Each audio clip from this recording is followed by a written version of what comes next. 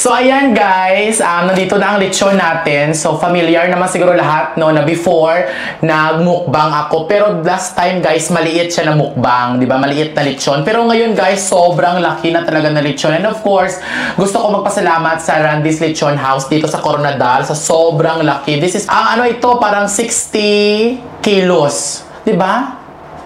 Parang 40. Hindi ko na mga 40 to 50 or 40 to 60 kilos ito guys. So last time, super liit talaga. So ito ang imukbang natin. And of course, uubusin natin to lahat. So ayan, i-open natin at malalaman niyo kung gaano ka-crunchy itong lechon niya. Ayan. Grabe, sobrang crunchy. At saka yung lechon ng Randy's Lechon guys is parang Cebu inspired siya na kahit walang sauce ay masarap. So kung nakita ninyo, wala akong sauce na lang ngayon. Ayan, i-open lang. Tingnan nyo guys, ha. Yun. Bakit yun? Hindi na siya joke, guys. Feel ko, literal, lagi din siya sa hospital ko. Pero, super lucky, guys. At saka grabe, oh. No, super crunchy talaga. Ayun. So, ayan. I-cut natin muna. Kuha ka man yan. Ayan guys. So ayan, ganyan kalaki. So ayan guys, ganito kalaki ang lechon na imukbang natin. So parang before, parang 1/2 ng gimukbang ko before. So ngayon, mas malaki at mas crunchy. At syempre, mas masarap. I mean, masarap din naman yung una na. Pero ito ay Coronadal na talaga, okay? So, i-transfer muna natin siya, ha? So, ayan guys, na-transfer na natin ang lechon. Kung makikita ninyo, sobrang laki talaga ng lechon. At saka, ayan guys, oh, grabe, sobrang kinis talaga ng lechon. So, i-ganon natin guys, ha? Iparinig ko sa inyo kung gaano ka-crunchy ang lechon ng Randy's Lechon House. So, after ng vlog na ito, doon na kayo bumili ng lechon, ha? Guys, tingnan nyo, ha? Oh my God! Yan pa. Yan. Ito, ha? O, yan. Uy. Grabe, guys. Like, grabe ang pagkaluto. Super perfect. Ayan.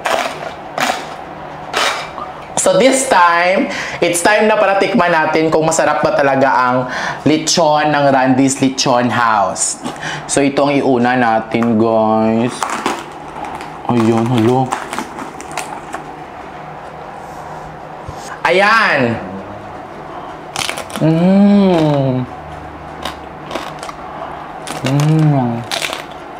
Grabe, ang itim pa lang, sobrang harap talaga.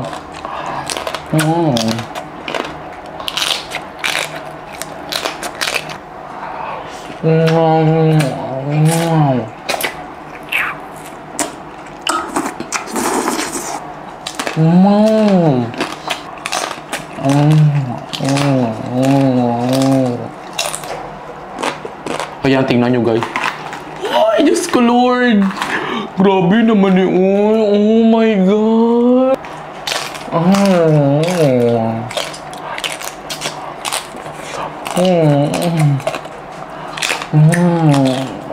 God!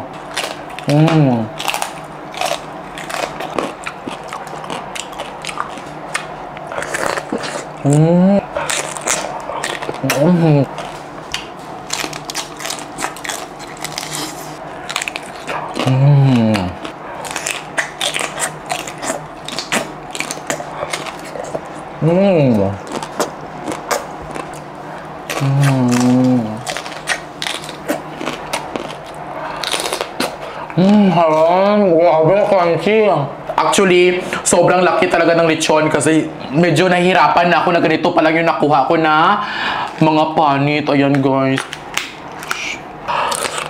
Grabe ka crunchy.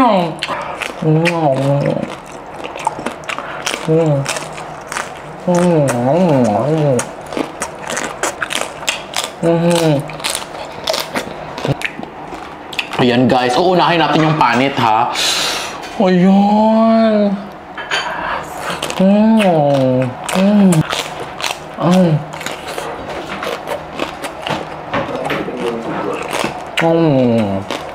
At ngayon guys, susubukan natin na merong ganito ha. Kasi medyo Sobrang dami talaga, sobrang laki. Ayan guys, oh, Diyos ko Lord. Ayan. Ayan.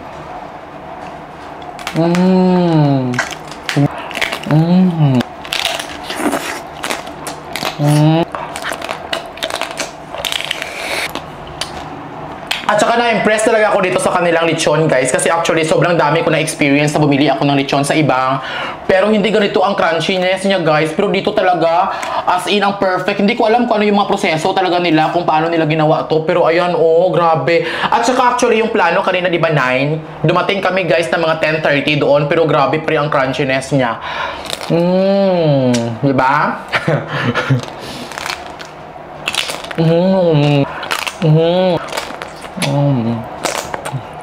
At saka dito guys, malapit na natin maubos yung panit niya. Mag-start na tayo sa kanyang mga unod-unod later.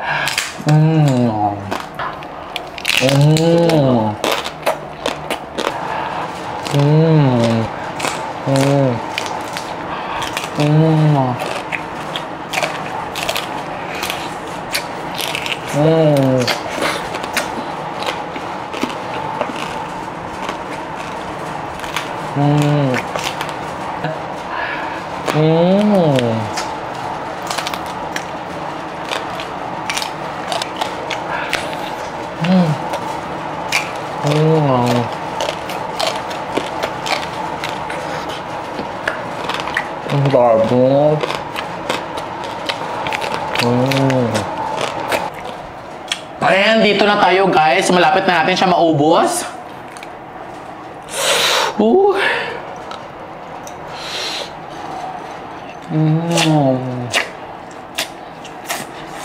Grabe.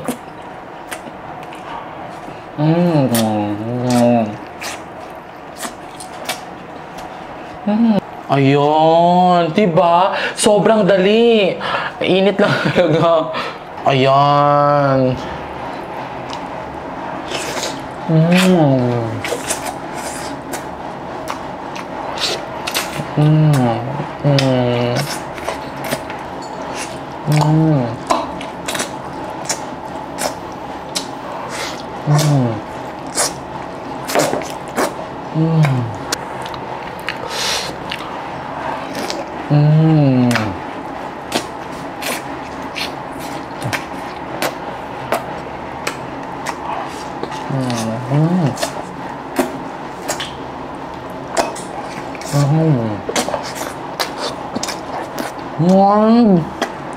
Ayan guys.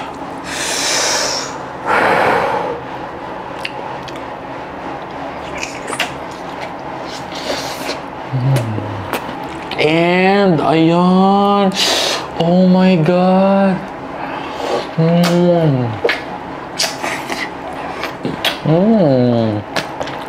Grabe.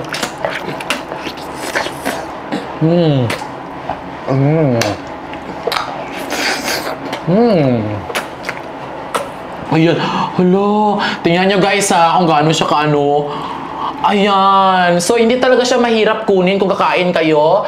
Sobrang dali niya lang talaga. Grabe yung pagkaluto. Perfect talaga. Grabe.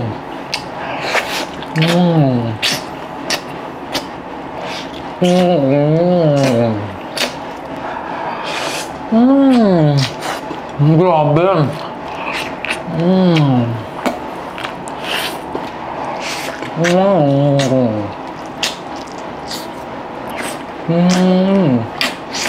Dito na naman tayo na part.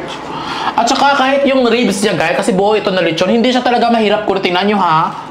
Ayan, madali lang talaga siya. Diba yung ibang lechon, diba yung hirap? Ang hirap siya, kailangan mo ng mga kung ano-ano na mga gamit. Dito hindi na guys. Ayan oh, kunin mo lang talaga siya. Ganyan ang pagkuha oh.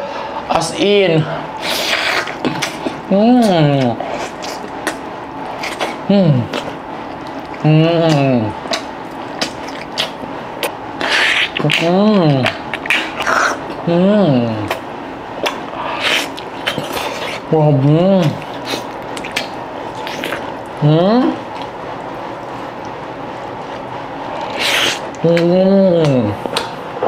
Dito na tayo na part. Tingnan nyo guys ha, another ha.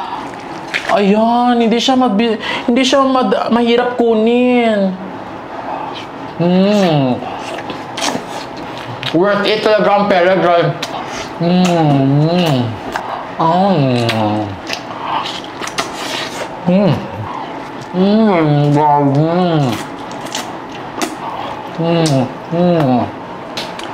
So, ayan, kunin muna natin ito. Ayan, kaya pala sobrang sarap niya kasi may mga ganito siya, guys. Puro talaga siya ng mga spices dito, oh. Ayan, tingnan nyo, ha. Ganun. Oh my God. Ganun siya, guys, oh. Ayan, napakadali niya lang talaga kunin. Hindi mo na kailangan na kung ano-ano pa ng mga gamit. Uy, grabe yung laman.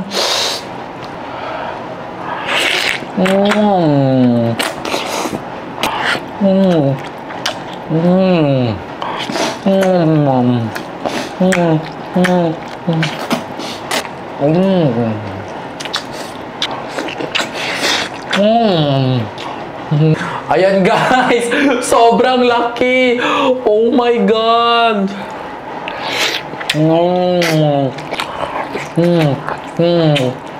And ayan, guys, hati na tayo, ha. Medyo nagalingin ang ulo ko, guys, pero kaya natin to. Ayan, kaya pala sobrang sarap niya. Diba kanina may nakuha tayo, ngayon meron na naman sila nakalagay dito sa gitna. Tapos nakita nyo, guys, sobrang daming spices talaga. Ayan, ito, ha. Tignan natin dito, guys. Oh my God. Oh, init pa din ba? Ayan. Oh my gosh. Guys, oh.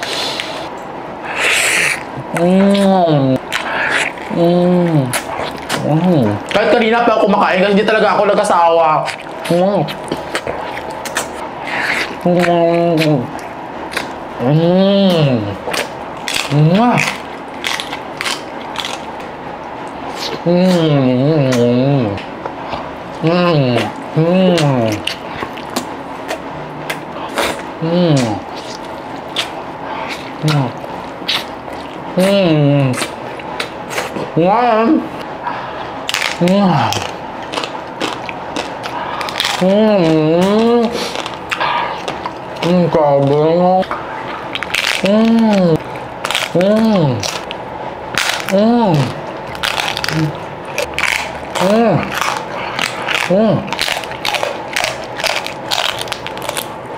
Dito naubos na, dito na lang. Ito na lang, guys. Tingnan nyo, ha. Ayan. Kahit yung mga ribs talaga, hindi talaga siya sobrang hirap kunin.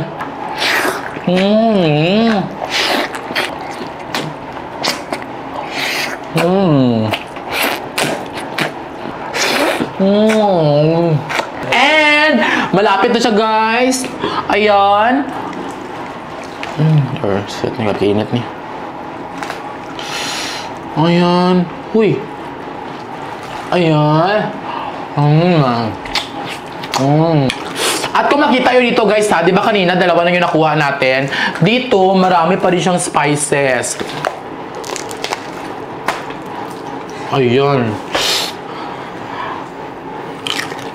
Grabe. Ayan, guys, oh. Ayan, oh my God. So excited. Ang init. Ayan, ha.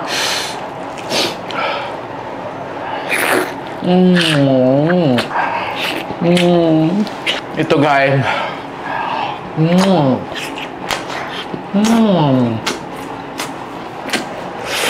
Basta, guys, maliit na lang talaga siya.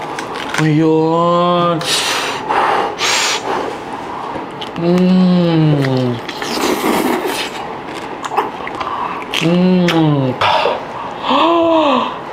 Grabe.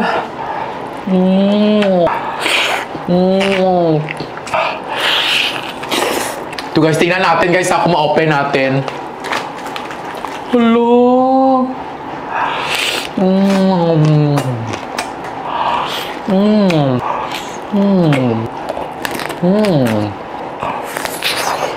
Ayan.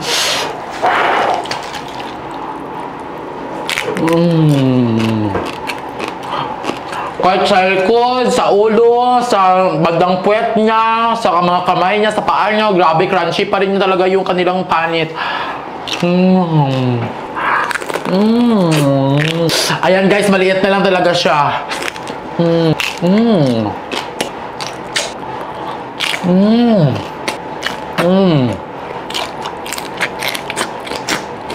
Last guys, kung nakita ninyo, last na siya. Okay.